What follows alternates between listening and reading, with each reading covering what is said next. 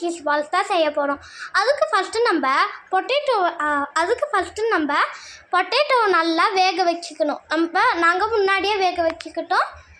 பொட்டேட்டோவை வந்து நல்லா பீல் பண்ணி 4 பார்ட்ஸாக கட் பண்ணி அது தண்ணியில் போட்டு பொட்டேட்டோஸ்லாம் மூங்குற அளவுக்கு நீங்கள் தண்ணி ஊற்றிக்கணும். அதுக்கப்புறமா அதில் பிங்க் ஆஃப் சால்ட்டு சேர்த்துக்கணும். அதுக்கப்புறமா ஒரு தட்டு போட்டு மூடிக்கணும். அதுக்கப்புறமா நம்ம அடுப்பை பற்ற வச்சுக்கலாம்.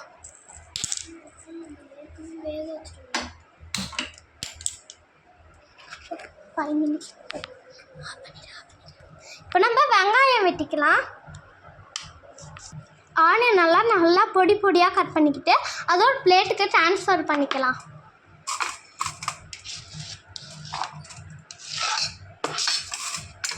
அதுக்கப்புறமா நம்மளுக்கு குட்டி பச்சை மிளகா போதுங்கிறதுனால உங்களுக்கு தேவையான அளவுக்கு பச்சை மிளகா சேர்த்துக்கலாம். எல்லாத்தையும் இப்போ கட் பண்ணிக்கியாச்சு. அதை நம்ம ஆனியன் சேர்த்த பிளேட்லேயே போட்டுக்கலாம். அடுத்து நம்ம புதினா கட் பண்ணிக்கலாம். புதினாவை ஃபஸ்ட்டு நம்ம நல்லா வாஷ் பண்ணிவிட்டு அதை பொடி பொடியாக கட் பண்ணிக்கணும்.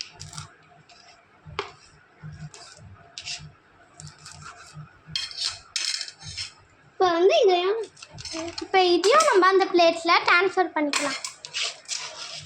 Square shape.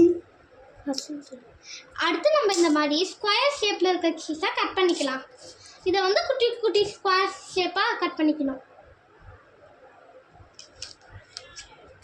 இந்த மாதிரி கட் பண்ணிக்கிட்டு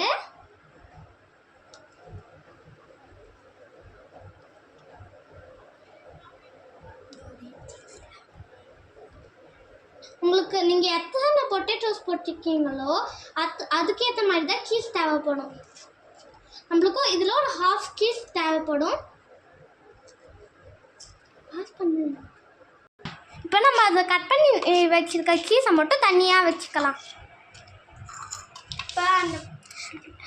அதுக்கப்புறம் இப்போ நம்ம இந்த பொட்டேட்டோவை அடுப்பாக ஆஃப் பண்ணிக்கலாம். இப்போ நம்ம அதை எடுத்து வச்சுக்கலாம். நீங்கள் ஒரு 15 மினிட்ஸ் வெயிட் பண்ணிகிட்டே நீங்கள் எடுத்து வச்சுக்கலாம். ஃபஸ்ட்டு நம்ம மூடி எடுத்து வச்சுட்டு அது கொஞ்சம் புகையெல்லாம் போன வரைக்கும் வெயிட் பண்ணிக்கலாம். இந்த பொட்டேட்டோஸை தனியாக எடுத்து வச்சுக்கலாம். இப்போ நம்ம வேக வச்ச பொட்டேட்டோவை தனியாக பொட்டேட்டோஸ் தனியாக எடுத்துக்கலாம்.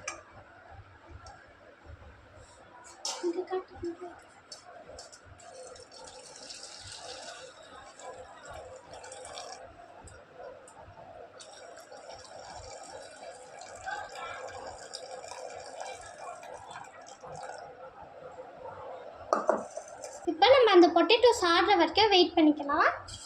இப்போ அந்த தண்ணியை நம்ம வேஸ்ட் வாட்டராக போட்டுக்கலாம். இந்த தண்ணியை நம்ம சிங்கில் ஊற்றிடலாம். இப்போ நம்ம ஆறின பொட்டேட்டோஸை நல்லா மெசிச்சுக்கலாம். நல்லா வெந்துடுச்சான்னு செக் பண்ணிக்கோங்க. நல்லா நம்ம மெசிச்சுக்கலாம். இப்போ நல்லா இந்த மாதிரி கன்சிஸ்டன்சி வர வரைக்கும் தட்டிக்கிட்டே இருங்க. பொட்டேட்டோ மெசிச்சதுக்கப்புறமா ஒரு ட்ரை மிக்சியில் கொஞ்சோண்டு பொட்டுக்கடலை போட்டுட்டு லைட்டாக பொட்டுக்கடலை போட்டுக்கிட்டு நம்ம இதை அரைச்சிக்கணும். பொட்டுக்கடலை போட்டுருந்தாலும் போட்டுக்கலாம்னு சொல்லு. உங்ககிட்ட பொட்டுக்கடலை இல்லைன்னா பொட்டுக்கடலை பவுடர் போட்டுக்கலாம். இல்லைன்னா நீங்கள் எக்கு கூட சேர்த்துக்கலாம். ஸ்கிப் பண்ணிடுறேன்.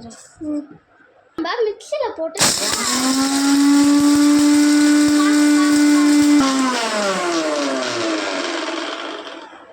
நல்லா நைஸான கன்சிஸ்டன்சிக்கு வந்ததுக்கப்புறம் ஆஃப் பண்ணிக்கலாம். கரெக்டாக இந்த மாதிரி கன்சிஸ்டன்சிக்கு வந்துருக்கும். நம்ம அரைச்சதோ ஒரு கப்பில் போட்டுக்கலாம்.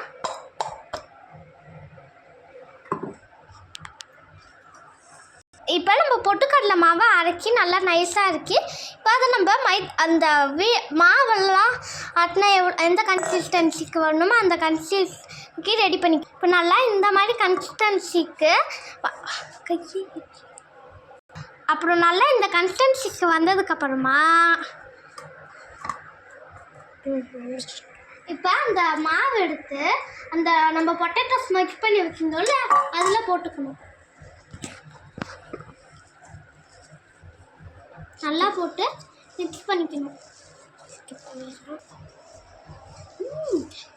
நல்லா மிக்ஸ் பண்ணிவிட்டு இந்த கன்சிஸ்டன்சி வர வரைக்கும் இங்கே இப்படி பண்ணிக்கிட்டே இருக்கணும். அடுத்து நம்ம மசாலாஸ்லாம் ஆட் பண்ணலாம். இப்போ இதில் நம்ம சில ஸ்பைசஸ்லாம் சேர்த்துக்கலாம். ஃபஸ்ட்டு நம்ம கொஞ்சோண்டு சில்லி பவுடர் சேர்த்துக்கலாம். ஒரு 1/2 ஸ்பூன் சில்லி பவுடர் சேர்த்துக்கலாம்.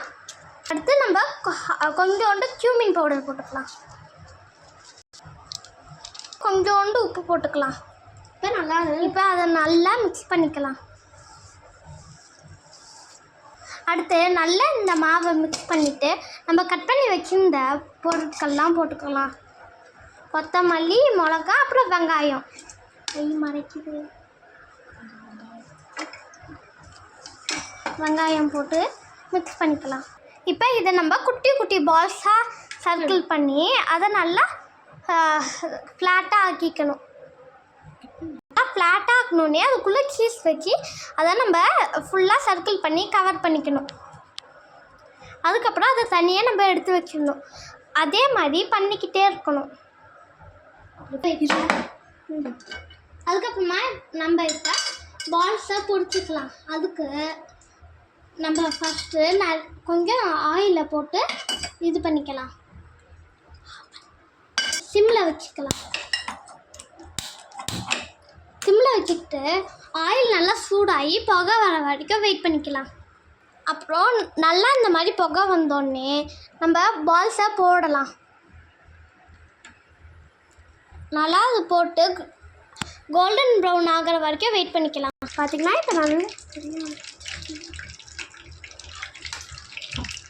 இந்த மாதிரி ஃபஸ்ட்டு ப்ரௌனிஷாக ஆகும். அதை விட்டுட்டு நல்லா கோல்டன் ப்ரௌனிஷ் ஆகிற வரைக்கும் வெயிட் பண்ணுங்கள்.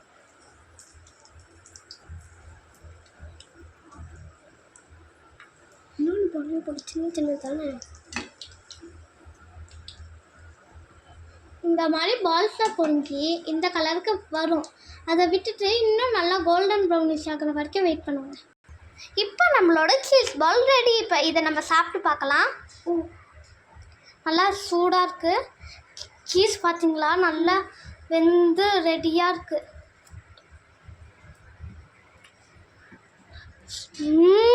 செம்ம டேஸ்ட்டு.